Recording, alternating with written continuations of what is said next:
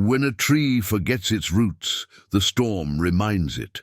My brothers and sisters, today I speak not out of anger, but out of truth. A truth that reflects the dignity of a people long underestimated. A truth that echoes across Africa, from the red earth of Burkina Faso to the mountains of Ethiopia to the deserts of Mali. In a world that often equates leadership with luxury and power with pomp, Ibrahim Traoré's message stands in sharp contrast. His quiet presence on that flight, unnoticed by many, was not a sign of weakness, but a deliberate embodiment of a deeper truth. Real power does not need to announce itself. This idea challenges a system that conditions people to believe that those who hold influence must be surrounded by bodyguards, adorned in designer suits, or introduced with grand titles. Instead, Traoré presents a model of leadership that is grounded in humility, service, and inner strength. The incident with the flight attendant serves as a symbolic moment.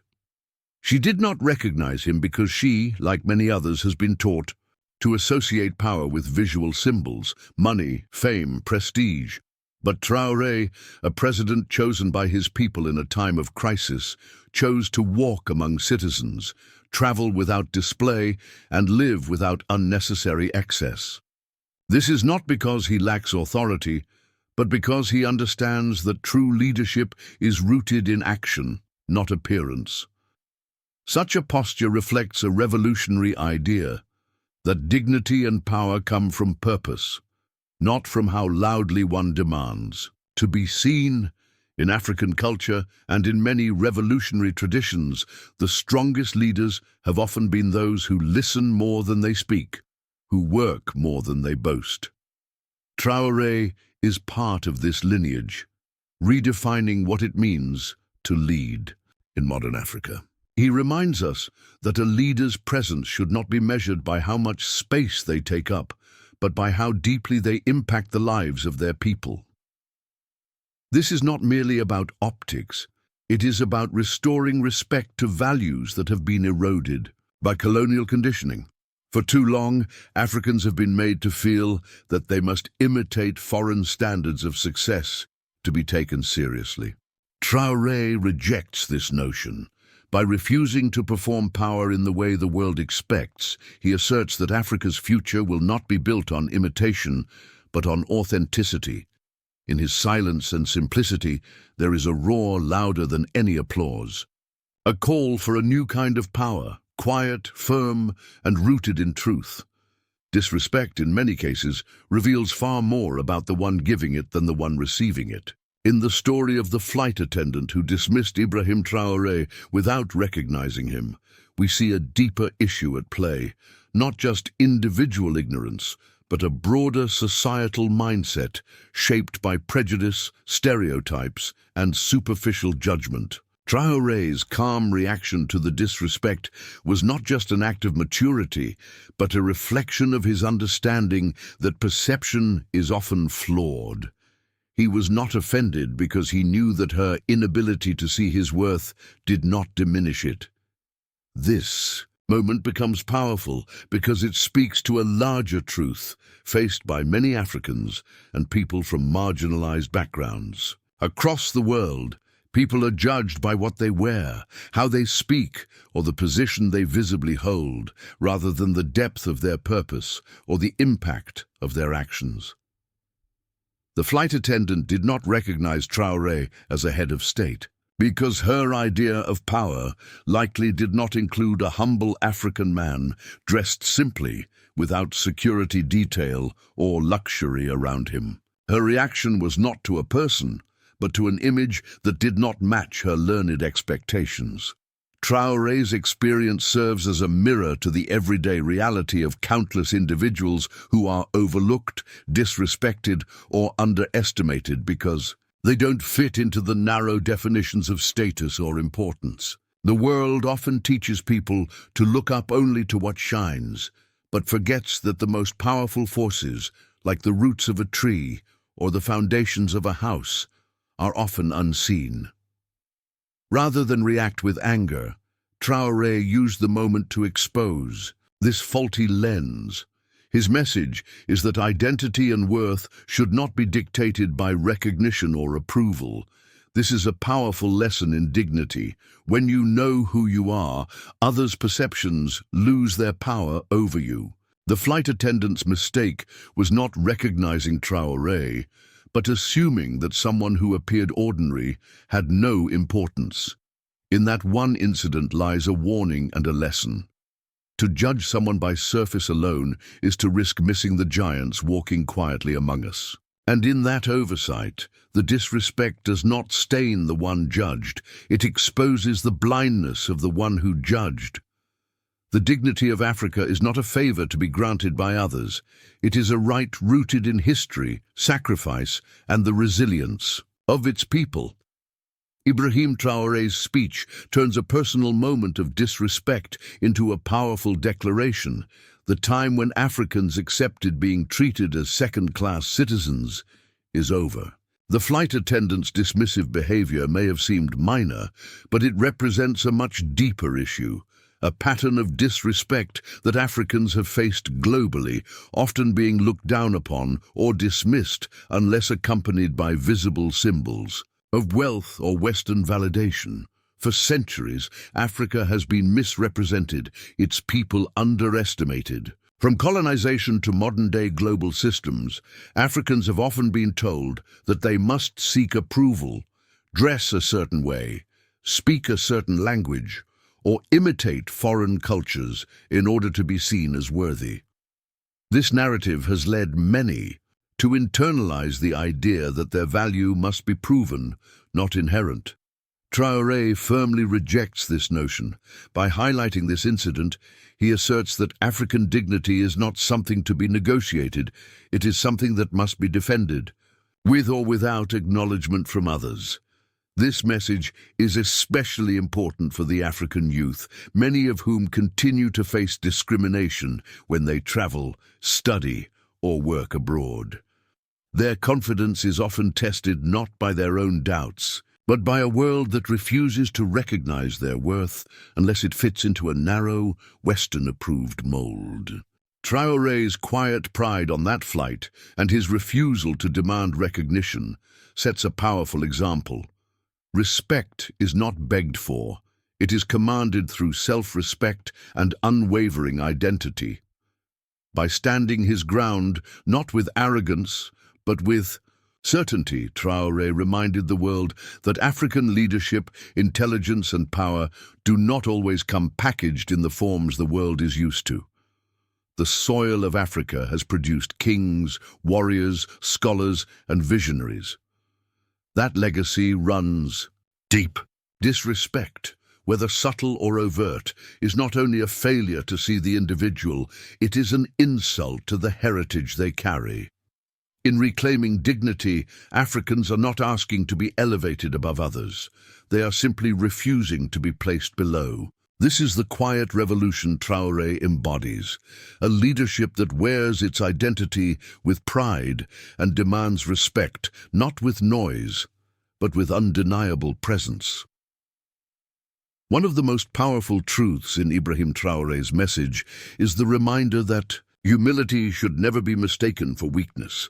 In a world where many believe that strength must always be loud, visible, and aggressive, he offers a different kind of leadership, one that is calm, grounded, and rooted in purpose. His silence during the moment of disrespect on the flight was not submission. It was control. It was the strength of a man who does not need to prove himself to anyone because he already knows his worth. This idea challenges a common misunderstanding, especially in environments shaped by ego and hierarchy.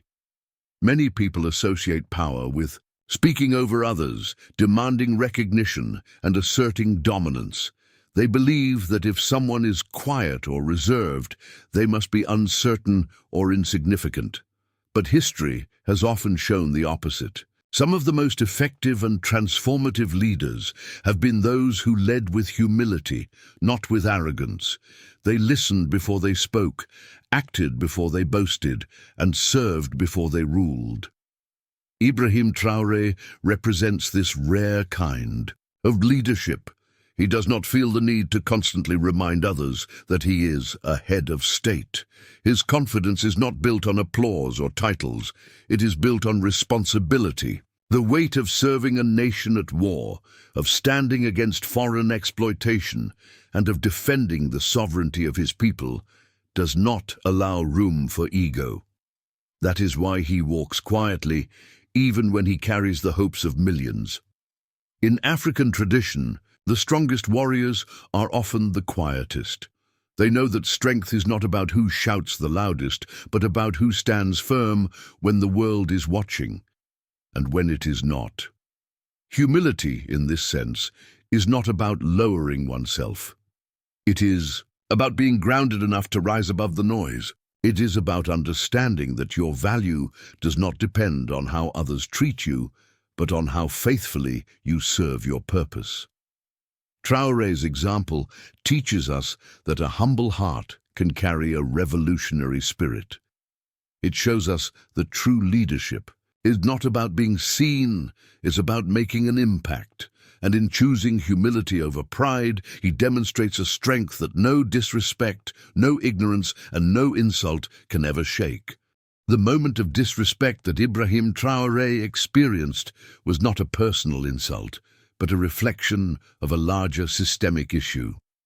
His calm reaction and powerful words made it clear that the real problem was not how he was treated as an individual, but what that treatment revealed about the world's mindset toward Africans. The incident with the flight attendant served as a symbol of how society continues to underestimate people based on appearance, status, and origin, rather than substance.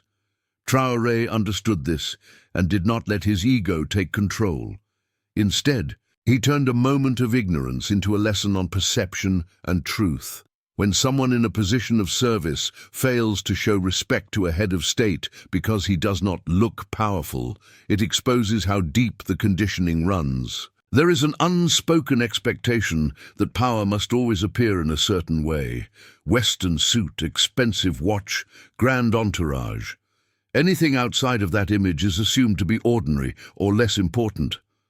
Traoré's presence without such displays disrupted that narrative, and rather than respond with confrontation, he allowed the moment to speak for itself, knowing that the real embarrassment belonged not to him, but to a worldview that still cannot recognize African leadership unless it mimics Western standards. This approach is not about letting disrespect slide, it's about elevating the conversation. By not making the moment about himself, Traoré widened the lens and showed that this was not a one-time occurrence. It is something many Africans experience globally.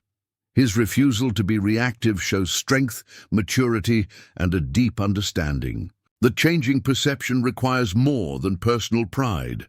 It requires reshaping the narrative altogether. The flight attendant's behavior revealed a system that still measures worth through a narrow and outdated lens. But Traoré's quiet confidence challenged that system. In doing so, he reminded us all that respect should not be based on assumption or appearance. It should be the default, especially toward those whose work may be invisible but is deeply impactful. In the end, the disrespect did not touch Traoré's dignity. It revealed the blindness of a world still learning how to see true leadership. And that, perhaps, is the most powerful outcome of all. Africa's rise will not come with noise or theatrical announcements. It will come through steady, determined action. Ibrahim Traoré's experience and response reflect this deeper truth. Transformation does not always arrive with fanfare, but with quiet resilience and purpose-driven work. His refusal to react emotionally to being disrespected on a flight was not a sign of passivity, but a clear indication of how Africa's new generation of leaders intends to change the narrative, not by seeking attention, but by delivering results.